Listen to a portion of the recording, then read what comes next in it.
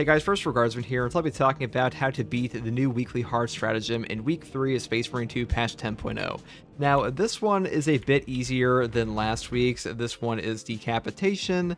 The battlefield conditions are deep pockets and reserve is doubled, effective taunt, every wave has enraged Majoris enemies, and major challenge, the number of Majoris enemies spawned is heavily increased, the number of Minoris enemies spawned is heavily reduced. This one is really not too bad. I do think decapitation is the easiest operation in the game, and the main filter here will be the Hive Tyrant, so I do kind of want to give you some builds on how to actually just body this boss, because there are a lot of new players to the game. Not everybody knows how to fight the Hive Tyrant perfectly, and if you were able to properly damage nuke this, it will just make your life a lot easier.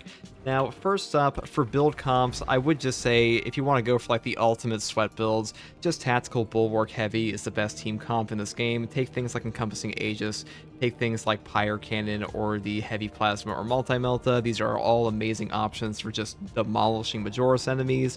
And if you really want to be able to nuke bosses, because bosses are the main filter in stratagems and absolute operations, because if you're unaware, the absolute operations will spawn in 2 enemies per the operation, or up to 2 enemies, or terminus spawns, I should say.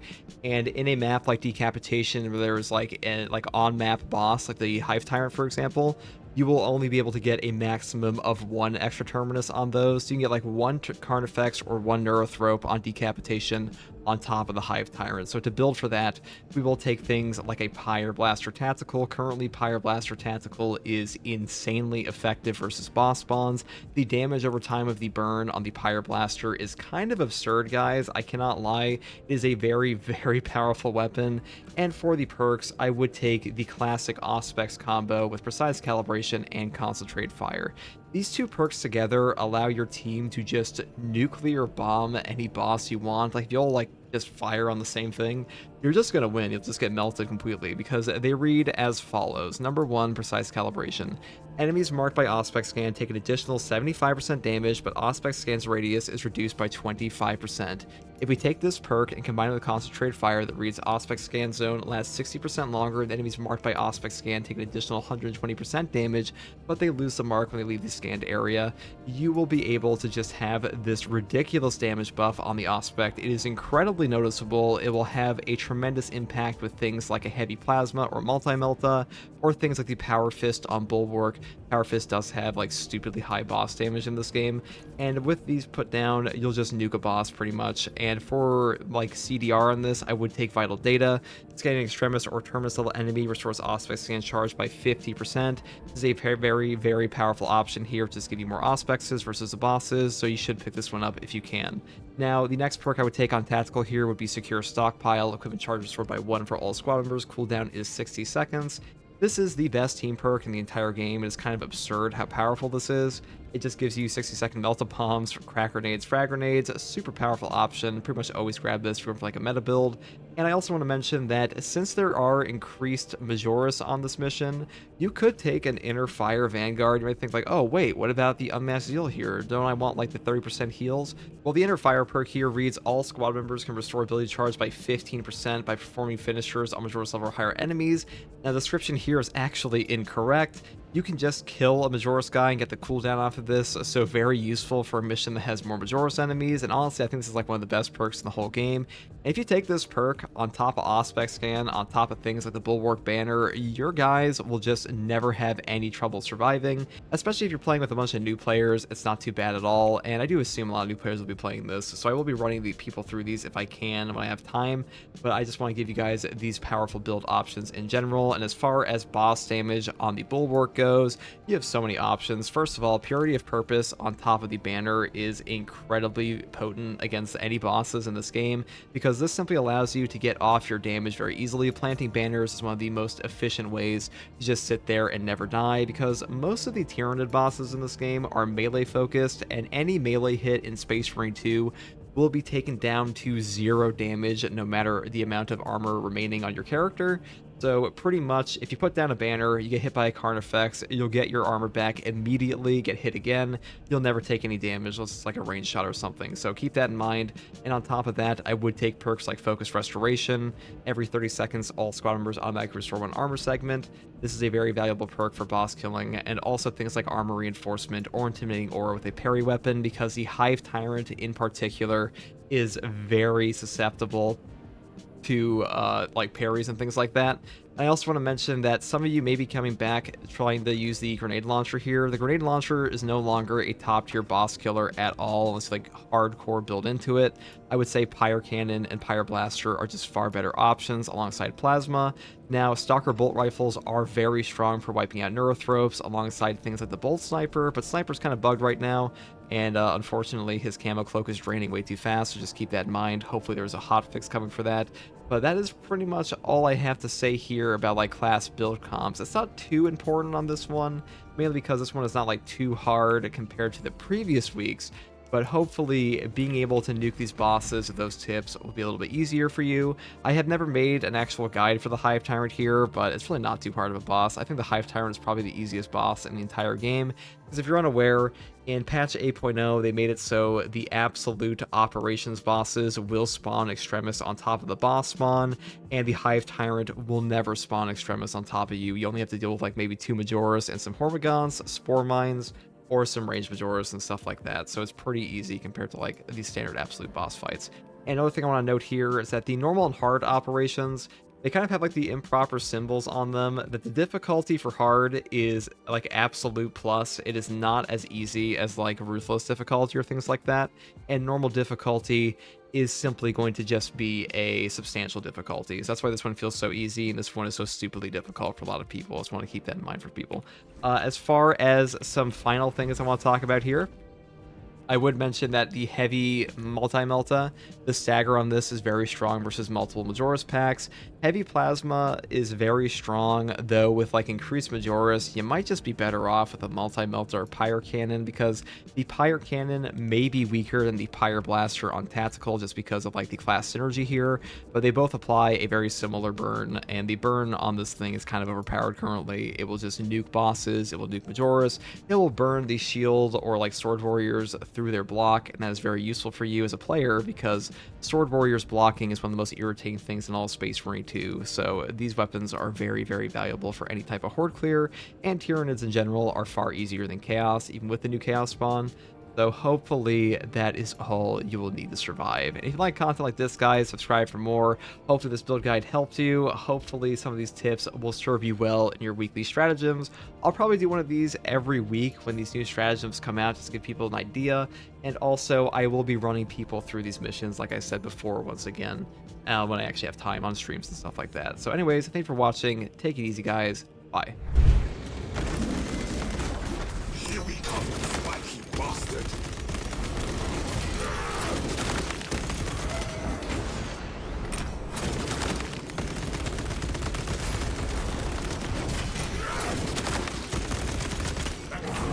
Magazine!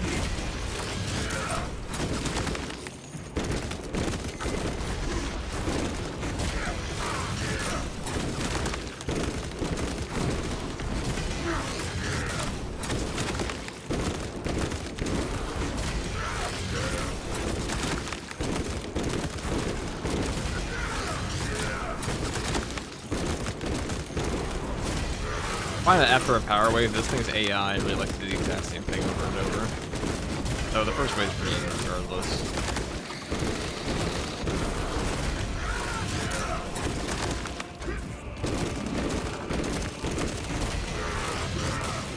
Swapping out magazine!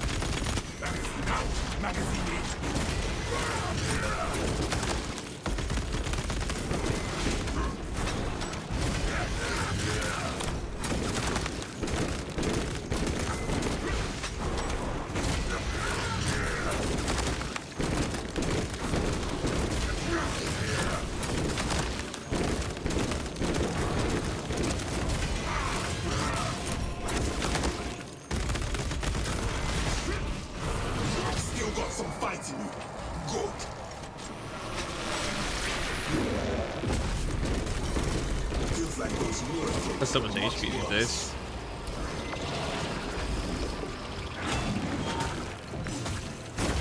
I wish you could say he's particularly harder in this version though, but not really.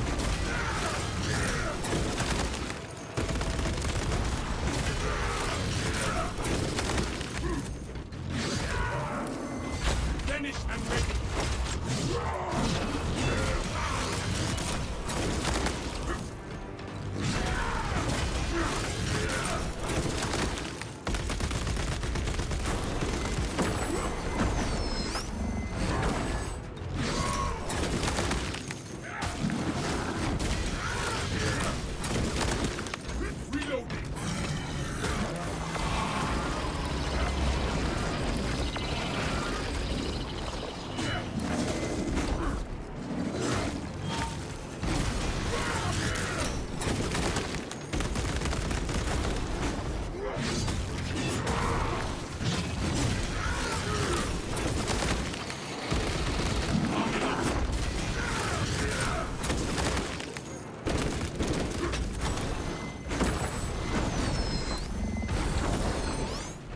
Nothing stands up for a melter.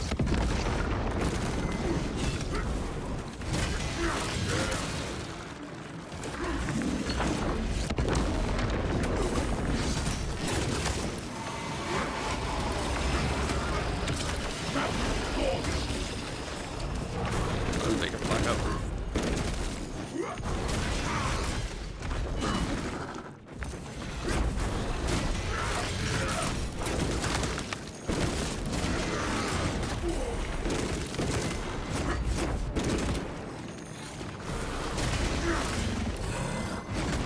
Finish and ready.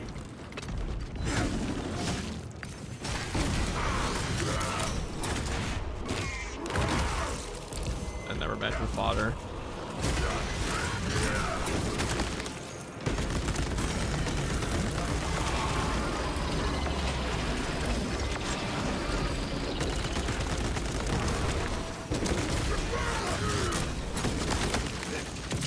Into the more of death.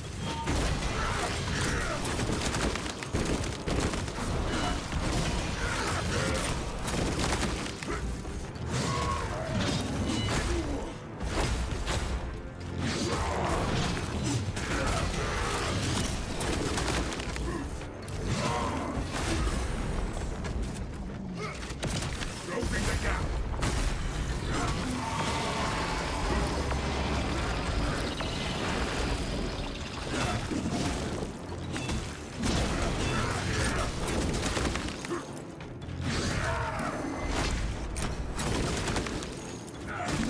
What needs weapons?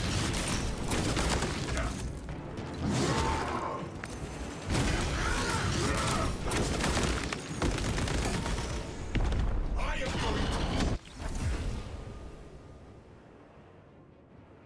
Average Hive Tyrant experience is just endless parry. That's why they made it so every single boss afterwards could not be staggered.